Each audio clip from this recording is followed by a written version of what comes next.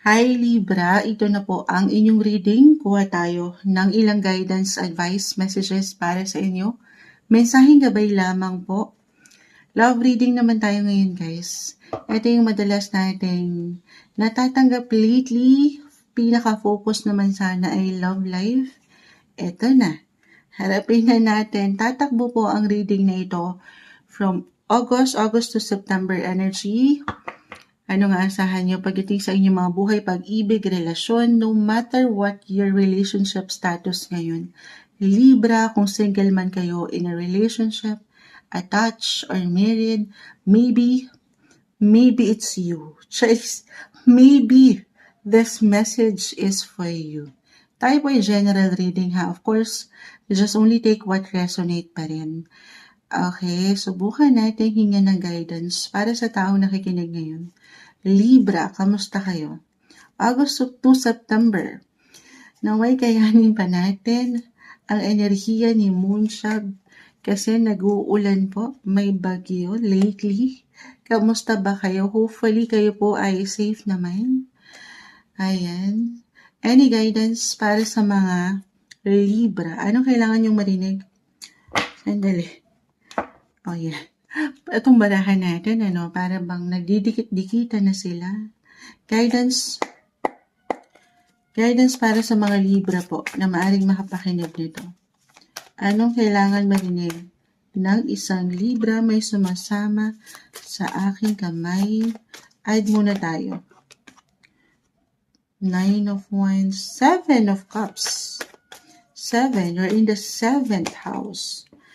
The shadow side, sandali. Add tayo. 2, 10 of Pentacles.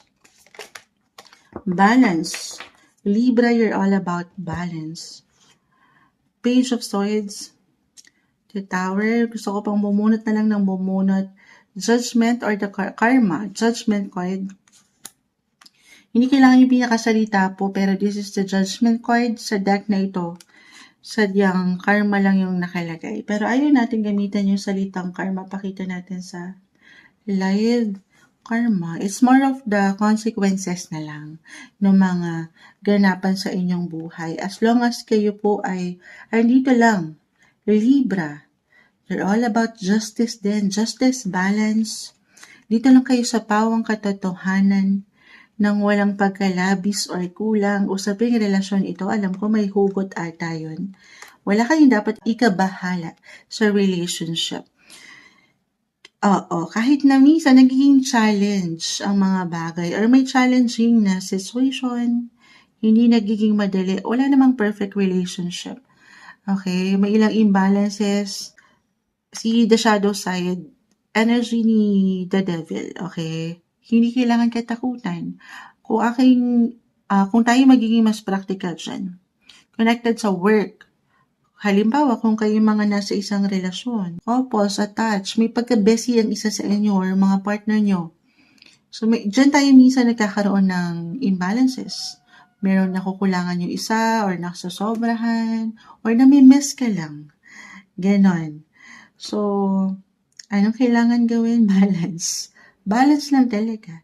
Communicates. Kita mo, itong si Two of Pentacles between your money, your work, family, relationship. So, sa dami ng sektor ng buhay, kailangan lang ay balance. Pakita natin sa live. Libra kasi kayo. Puro balance ang nababanggit ni Moonchild. Kay mga ayun yung patuloy na misyon nyo, ang pagbalansihin ang mga sitwasyon nang wala kayong nakakalimutan. Yes, or baka ganito lang yun ha. I feel for some na namimiss lang kayo ng mga partner nyo na baka feeling nila nakakalimutan nyo na siya. Reversal ha yung energy, pwede itong kayo mismo or ang inyong mga kapareha. Pero anito yung love? For some, connection, reconnection, reunion, card of renewal, rebirth. Yes.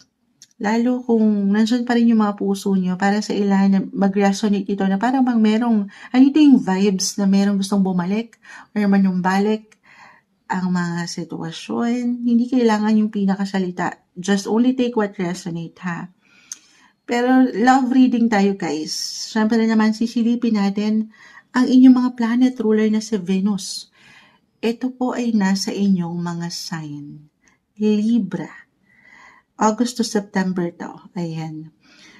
Yes, Venus. Venus is all about love, beauty, attraction. Nasa inyong sign mismo, Libra. Sino mga Librang nakikinig ngayon? Hindi niyo pa man ito ma-realize pero umangat ang inyong mga aura, yung attractiveness, yung pagiging magnetic, yung charm nyo, effortless, okay? Kung single kayo, ready to mingle, why not? Huwag lang masasobrahan ha. Huwag lang magmamadali just because sinabi ni Moonshot.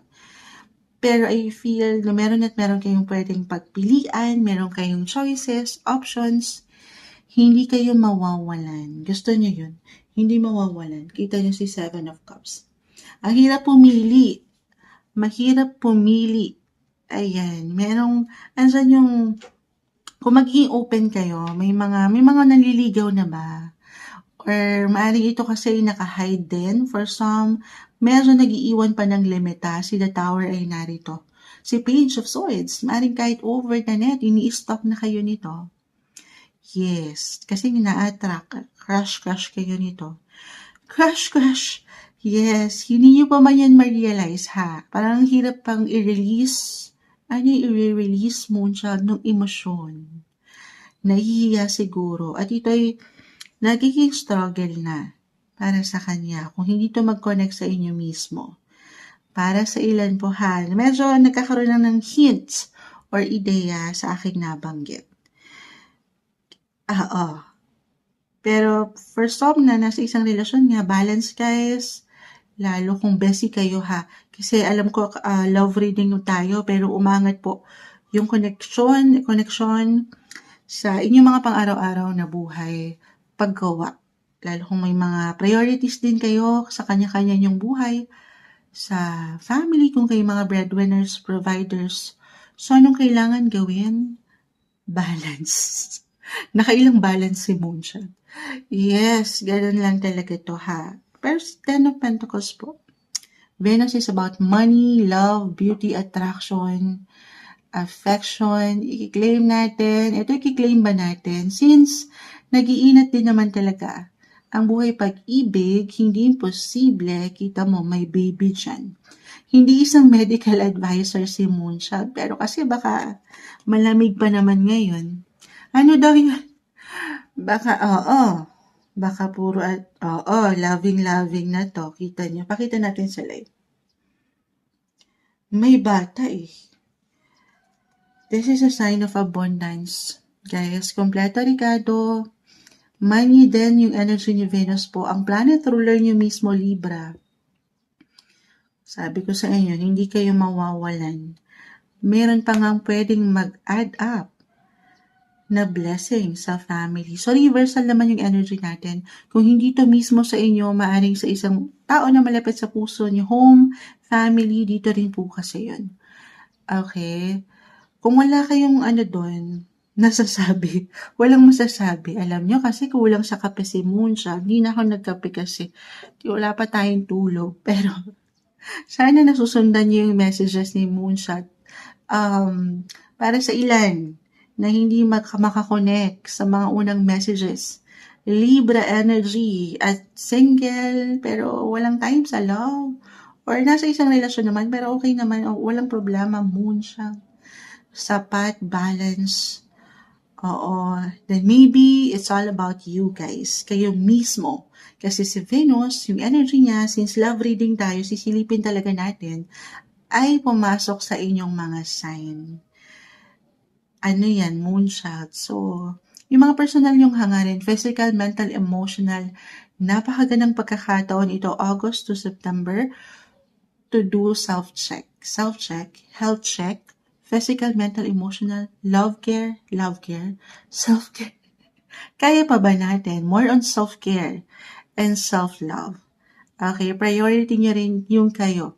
Ito po ay pwedeng kusahan yung maramdaman, Libra ngayon pa lang na parang may mga gusto kayong bago sa inyong mga aura. Maaaring gusto niyo bang magpabago ng kulay ng inyong buhok or ng inyong mga lifestyle, Dito na tayo sa mas maganda kasi maganda yung energy ni Venus. Yes, mamaharli ka. Meron kayong mga gustong bilhin na mamahalin na deserve nyo. Okay? Magpaganda, magpaspa, magpahinga. Yan talaga yun. Magandang pagkakataon na kayo naman din mismo. Kahit kayo na lang muna. This time, priority nyo rin yung kayo at mapaangat niyo yung sense of attractiveness sa inyong mga sarili kasi may ganda kayo. Okay, at kayo'y napapahalagahan po. Hindi nyo pa man yan ma-realize for some. I feel kasi parang minsan may pagdududa pa sa inyong mga ganda or kakisigan. Actually, show up guys. Ito lang naman ha, kapag ready na kayo. Patuloy lang kayo mag-show up August to September kasi yung atensyon, ang hirap nyo hindi mapo na ngayon. Yes po. Parang pag dumadaan kayo, napapaslow mo ang lahat. Gusto niyo yan? Pang-commercial. Oo. Ayan. So, ano na? Okay na ba yun? Sandali, meron pa tayong baraha dito. Makakalimutan ni Moonchild. Sandali, hindi ko na-mention. Kung meron kayong iniisip ngayon, Libra, na isang tao, ngayon pa lang, or kanina pa habang binabasa natin ang inyong baraha, maaaring ito yung message niya sa'yo. Okay? Kung wala ka man inisip at hindi ka nakarelate, ba't nanonood ka pa? Hanggang dito, 11 minutes na tayo. Sandali. Maybe, para rin to sa'yo, baka ikaw mismo tong makarelate. Libra energy, ano man ang babagsak dito? Kayo nang bahala. May kanta to, hindi ko nakakantahin. Kasi wala pa tayong tulog. I would do anything for you. Kita nyo? 10-10 ang rating. I would do anything for you. Sana all. Alam mo, puro kanta to. I lie awake thinking about our future. Si 7 of Cups, this is about your hopes, your dreams then, your wishes. So, parang nagpapangarapan kayo. Kung kayo nasa isang relasyon, magandang magkaroon kayo ng meaningful, heart-to-heart conversation ngayon sa mga plano niyo pa together. Kasi klaro, diretso yung nararamdaman niyo. Huwag lang kayo magpapatalo dito sa ilang emosyon, ha? Yung ilang drama-rama sa hapon. Balance. Na kanina pa na ma-mention ni Moonchild na hindi madali kasi tao lang tayo. Wala namang perfect relationship, pero very futuristic yung energy. Happy. I am terrified. Sabi ko sa'yo, minsan may takot na. Hindi kailangan yung pinakasalita ha. I am terrified. Or may pagkabalisa. Maring ito yung para sa ilan na hindi mapangat ang nararamdaman sa'yo. Na pag-aalala na. Yes, nagiging challenge na to. 9. I am terrified. Yeah. Na, may pag-ganon. Kasi balance walang labis, kulang yes or no. Yeah, napakita natin sa live. Ayan. Kahit pa tayo. Kayo nang bahala dyan ha. Inutusan na. Sun, very positive yung energy. Love and light. Yes. Stay happy, stay optimistic pagdating sa inyong mga buhay. Pag-ibig, relasyon, deserve niyo yan. Ito yung umaangat na guidance, advice, messages na marahil ay kailangan yung marinig. Love reading po ito para sa inyo. Libra.